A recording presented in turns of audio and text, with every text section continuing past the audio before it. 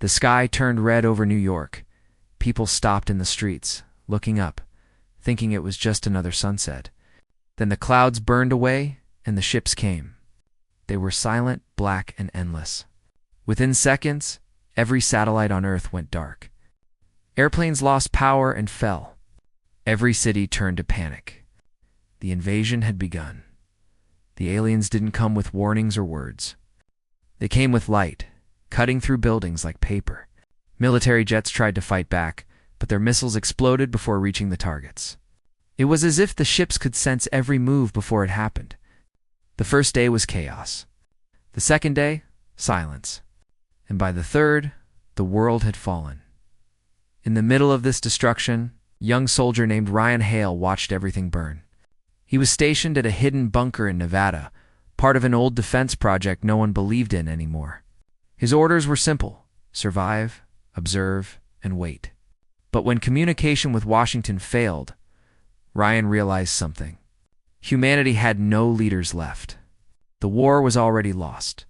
Inside the bunker, only 30 soldiers remained. Their commander, an old war veteran named Captain Ross, refused to give up. He looked at his men with tired eyes and said one sentence that none of them forgot: "If they came for our home, we'll go for theirs." It sounded impossible. The alien ships could cross galaxies.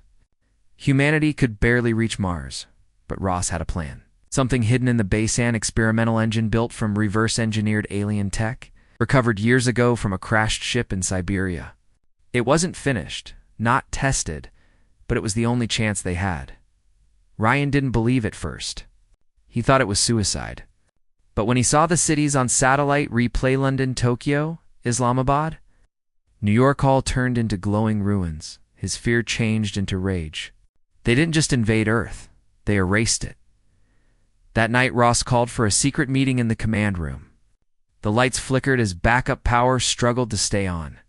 On the big screen, a map of Earth glowed, red every zone marked lost.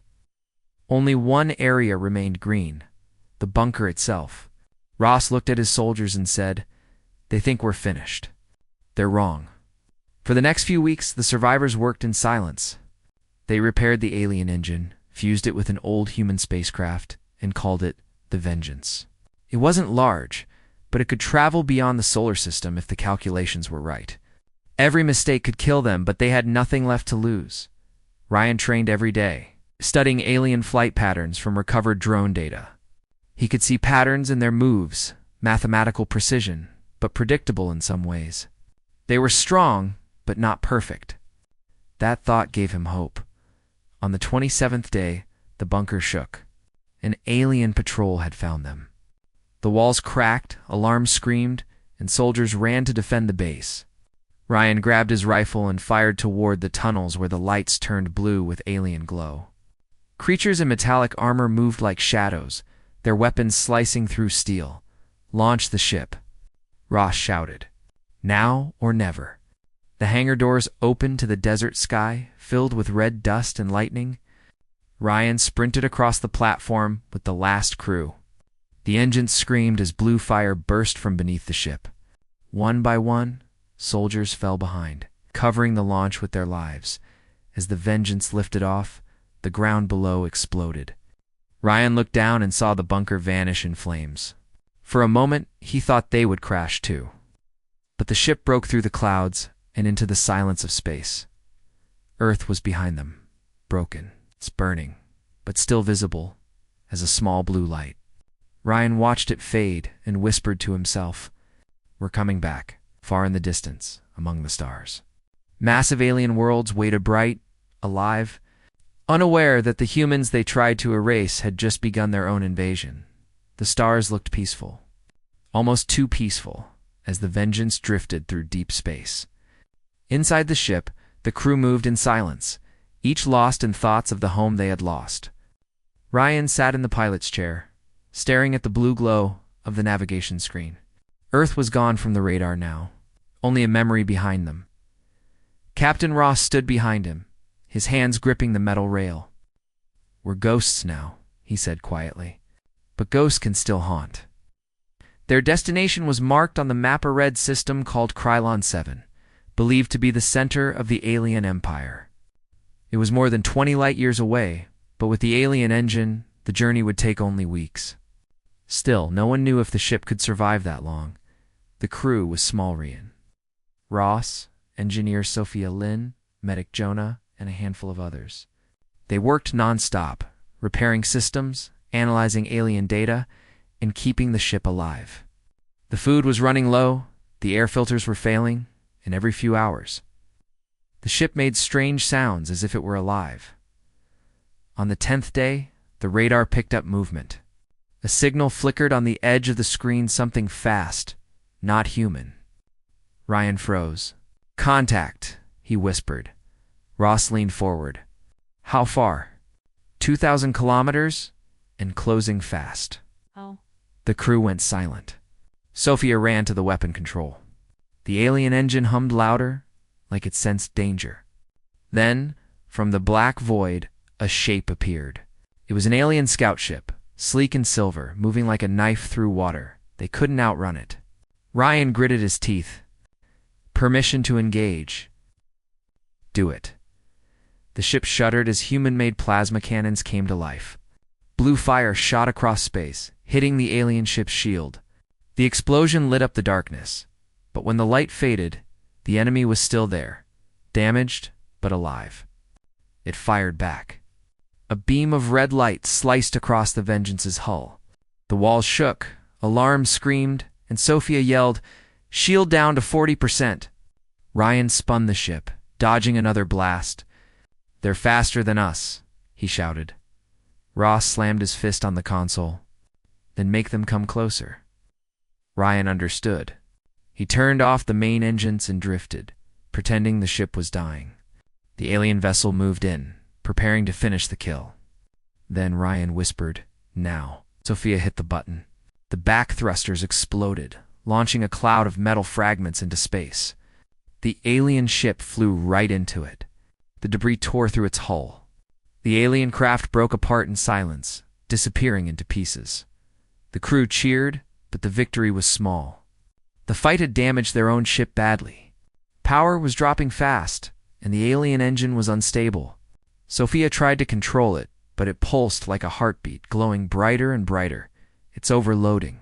She shouted, "Shut it down." Ross ordered, "I can't." "It's locked in a feedback loop." Ryan looked at the readings. The alien technology was reacting to something outside. Then he saw it. A massive structure, floating in the dark, like a station made of black stone. The alien ship must have been guarding it. Ross stared at it through the window. "That's not a ship," he said. "That's a gate." Before anyone could react, the alien engine fired again on its own. The stars stretched, light bent, and the ship was pulled forward as if the universe was folding around them. Everyone screamed as gravity twisted. Then, silence. When Ryan opened his eyes, the screens were dead. Outside, a red sun glowed over a dark planet covered in strange lights. Alien towers rose from the surface like spikes. They weren't just in space anymore. They were in the heart of the enemy's world. Sophia coughed, blood on her lip. "We made it." "But where are we?" Ross looked at the planet and said slowly, "We just landed in hell." The crew didn't know yet that their arrival had triggered alarms across the alien empire. On the planet below, alien commanders stared at their screens in disbelief. A human ship, small, broken, but alive, had entered their sky. For the first time in history, the aliens were the ones being invaded. The alien world was silent when the Vengeance broke through its atmosphere. The sky was dark red, filled with storms that flashed green lightning. Below, a massive city spread across the land metal towers. Glowing roads and strange moving lights that looked like rivers of fire. It was alive, but not in any human way. Ryan struggled to control the ship as they descended. The hull was burning, alarms flashing red. "We're coming in too fast." He shouted, "Brace for impact." Captain Ross ordered. The ship crashed into a wasteland outside the alien city. Metal screamed as it slid across black sand and finally stopped near the edge of a canyon. Smoke filled the cabin. The crew coughed, shaken but alive. Sophia checked the readings. Engines are dead. Power is minimal. But oxygen levels are stable. Ross looked at the city glowing in the distance. Then we walk. Ryan stared through the cracked window. He had imagined alien worlds before, but this one felt wrong. The ground pulsed faintly, as if the planet itself was breathing. He could feel vibrations under his boots.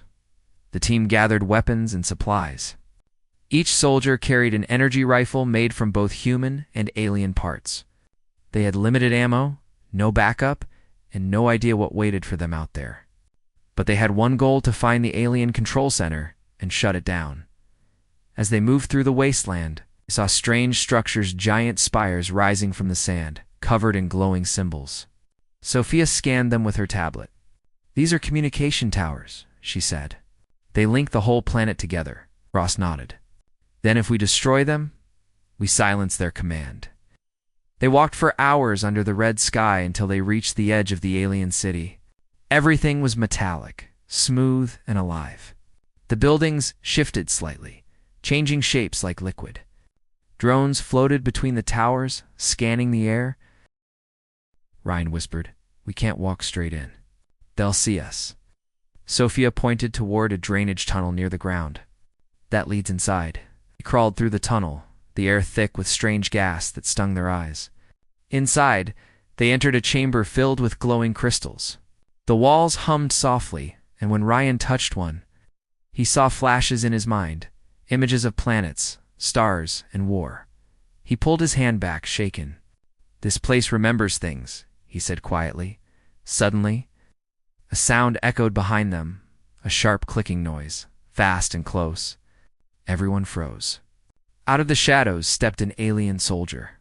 It was tall, covered in silver armor, with 4 glowing eyes. It raised a weapon that looked like a blade of light. Before it could strike, Ryan fired. The plasma bolt hit the alien square in the chest. It fell, armor smoking.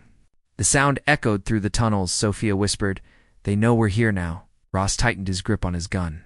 "Then let's give them a reason to fear us." The tunnels filled with red lights as alarms screamed. More aliens arrived, their steps echoing through the corridors. The humans took cover behind the crystal pillars, firing in bursts. The air lit up with blue and red flashes. Ryan moved fast, shooting, reloading, shouting commands. He felt something deep inside him, a mix of anger and purpose. For the first time, humanity was not running. They were fighting back. After several minutes, the noise stopped. The floor was covered in smoke and alien metal. The team had survived, but just barely. Jonah, the medic, was hit. He clutched his side, breathing hard. "Go," he said. "Finish it." Ross looked at him but nodded. "You did well, soldier." They pushed deeper into the city, following the power signals on Sophia's scanner. At the end of a long corridor, they reached a massive door. It opened slowly, revealing a chamber filled with alien technology towers of energy, strange floating spheres, and in the center, a pulsating crystal heart. Sophia's voice trembled. "This must be their main network core." Ross raised his weapon. "Then this is where their empire dies." Before they could move, a deep voice echoed through the chamber. Not from any creature, but from the air itself. "Humans, you do not belong here." The crew froze. The voice was calm but powerful, vibrating through their bones. Ryan looked around, trying to find its source. "Who are you?" The air shimmered, and a tall figure appeared, an alien commander, larger than any they had seen. Its armor glowed black and red, and its eyes burned like stars. "I am Kareth," it said, "Warden of Krylon. You destroyed our ships. You killed our kind. Now you will see what it means to invade us." The room darkened as energy gathered around the alien leader. Ross whispered, "Everyone, take cover." Ryan gripped his rifle tightly. The next battle was about to begin. This time, it was not about survival. It was about revenge. Ryan whispered, "We can't walk straight in. They'll see us." Sophia pointed toward a drainage tunnel near the ground. "That leads inside." They crawled through the tunnel, the air thick with strange gas that stung their eyes. Inside, they entered a chamber filled with glowing crystals. The walls hummed softly, and when Ryan touched one, he saw flashes in his mind, images of planets, stars, and war. He pulled his hand back, shaken. "This place remembers things," he said quietly. Suddenly, a sound echoed behind them, a sharp clicking noise, fast and close. Everyone froze. Out of the shadows stepped an alien soldier. It was tall, covered in silver armor, with 4 glowing eyes. It raised a weapon that looked like a blade of light. Before it could strike, Ryan fired. The plasma bolt hit the alien square in the chest. It fell, armor smoking. The sound echoed through the tunnels. Sophia whispered, "They know we're here now." Ross tightened his grip on his gun. "Then let's give them a reason to fear us." The tunnels filled with red lights as alarms screamed. More aliens arrived, their steps echoing through the corridors. The humans took cover behind the crystal pillars, firing in bursts. The air lit up with blue and red flashes. Ryan moved fast, shooting, reloading, shouting commands. He felt something deep inside him, a mix of anger and purpose. For the first time, humanity was not running. They were fighting back. After several minutes, the noise stopped. The floor was covered in smoke and alien metal. The team had survived, but just barely. Jonah, the medic, was hit. He clutched his side, breathing hard. "Go," he said. "Finish it." Ross looked at him but nodded. "You did well, soldier." They pushed deeper into the city, following the power signals on Sophia's scanner. At the end of a long corridor, they reached a massive door.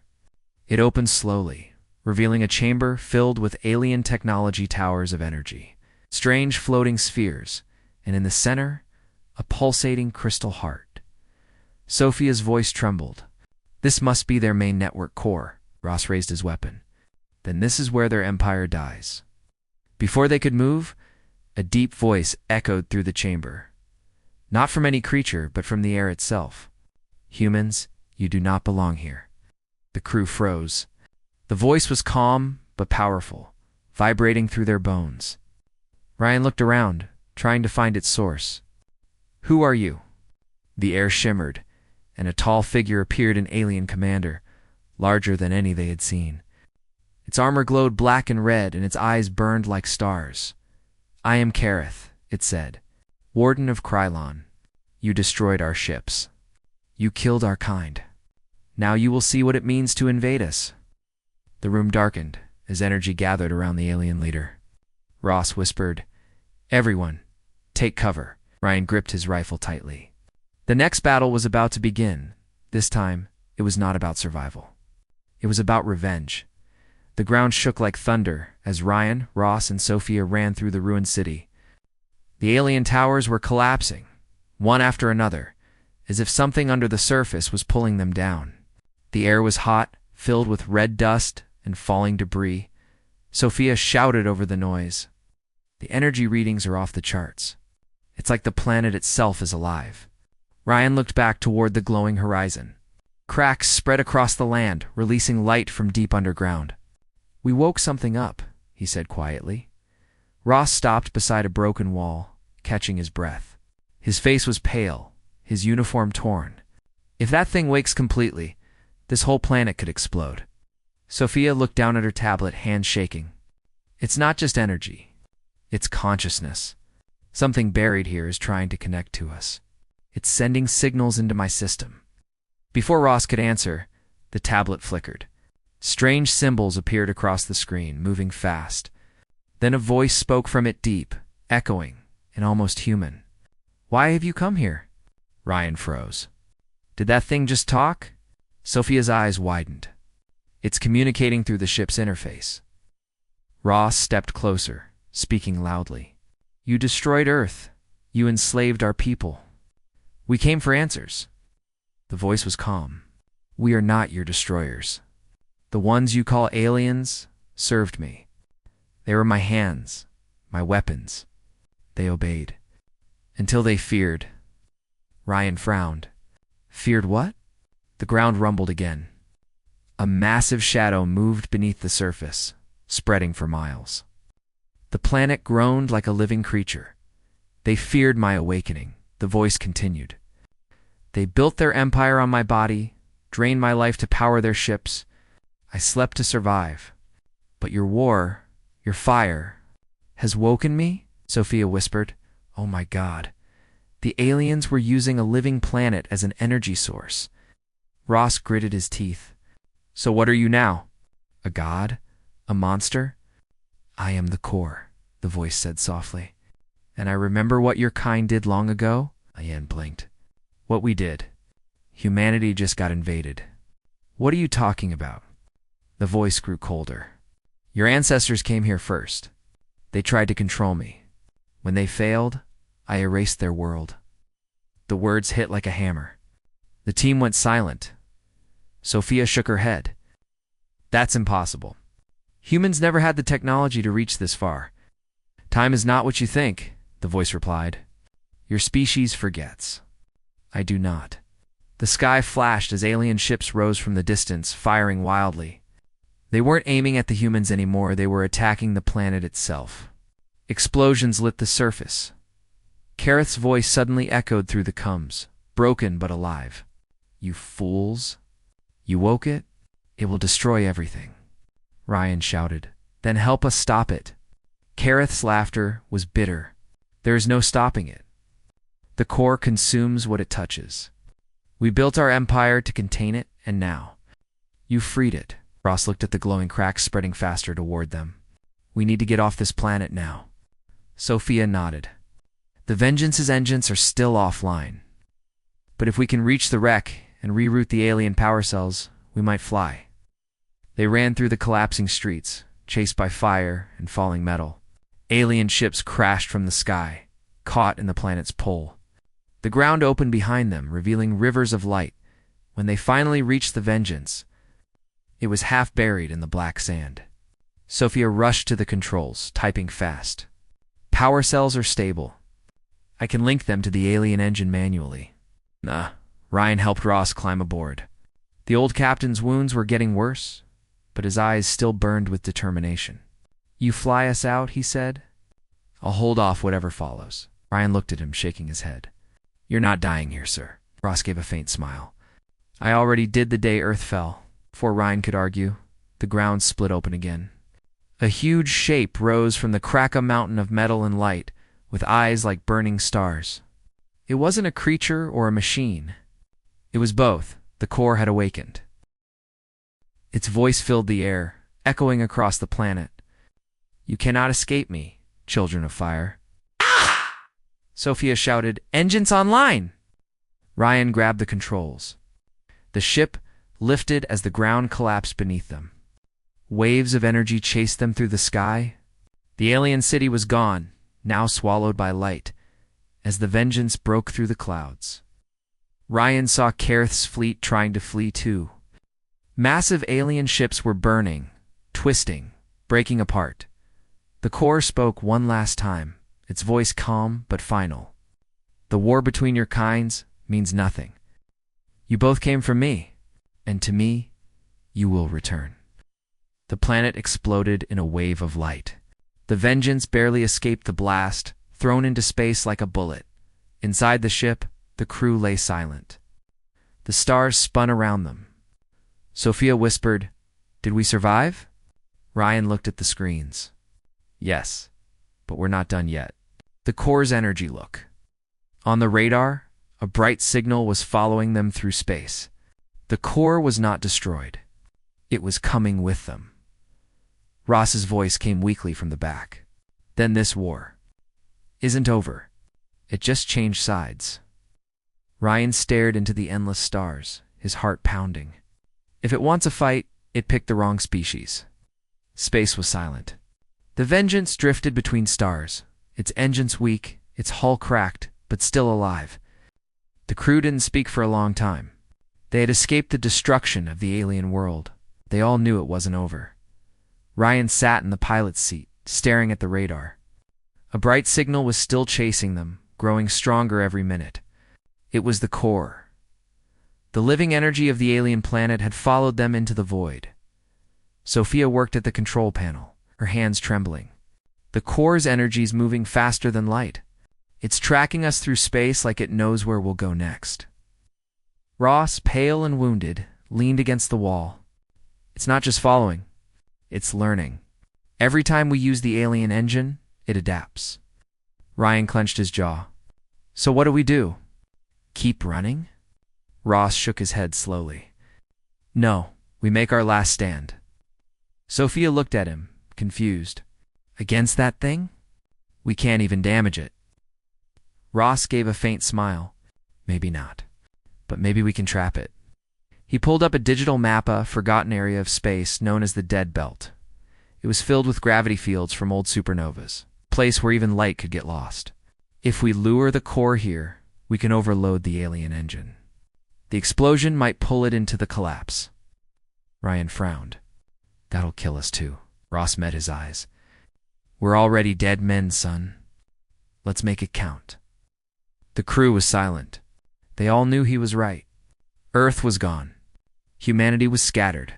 If they didn't stop the core now, it would consume everything left. Hours passed.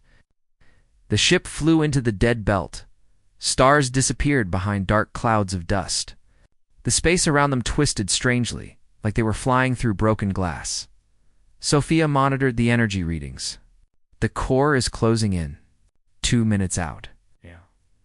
Ryan took a deep breath. Then let's welcome our guest. The ship shook violently as a wave of light appeared behind them. The core wasn't a planet anymore. It was a glowing storm, a massive sphere of red and gold energy. Faces seemed to move inside it, whispering voices from every direction. Ross whispered, "It's made from everything it's ever consumed." The core's voice echoed through the ship.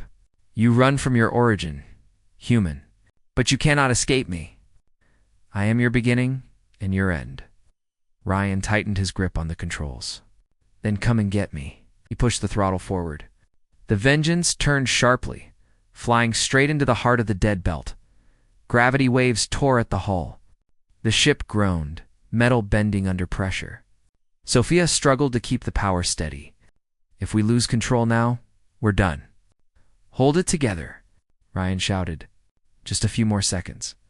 The core followed, massive and unstoppable. Its light filled the cockpit. Everything shook. Ross limped to the engine room. "I'll do it manually," he said. Sophia turned. "Sir, no. The radiation will kill you." Ross smiled faintly. "Someone has to pull the trigger." He disappeared down the corridor. The lights flickered as he reached the core chamber. The alien engine was glowing brighter than ever, blue and red energy twisting together. Ross placed his hand on the control lever. "Earth," he whispered, "this is for you." He pulled the lever down. The engine screamed. A surge of power exploded through the ship. The core outside reacted instantly, pulling itself closer, trying to absorb the energy. But it was a trap. The explosion tore space itself open, creating a swirling black hole of light. Ryan shouted, "It's working. It's pulling it in." The core screamed, its voice shaking the stars. "You think this ends me? I am eternal." Ryan looked out the window as the core stretched, twisting, breaking apart piece by piece.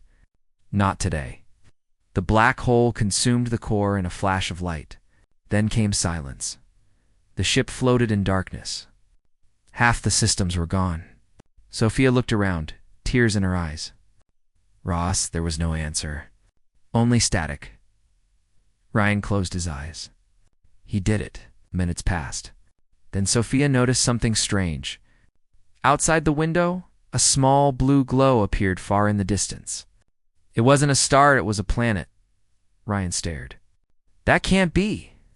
Sophia checked the coordinates. Her voice broke. "It's Earth. We've entered back into our system. Somehow, the black hole threw us home." The planet below was still scarred, but alive. Lights flickered in some regions. Survivors. Humanity had not died. Ryan smiled weakly. "We made it back." Sophia looked at him. "What now?" Ryan gazed at Earth, determination in his eyes. "Now we rebuild. And if the core ever comes back, we'll be ready." The camera could almost see the Vengeance drifting above the blue planet, scarred but unbroken. A symbol of what humanity had become: resilient, fearless, and unstoppable. Because when aliens invaded Earth, humanity didn't surrender. They invaded back.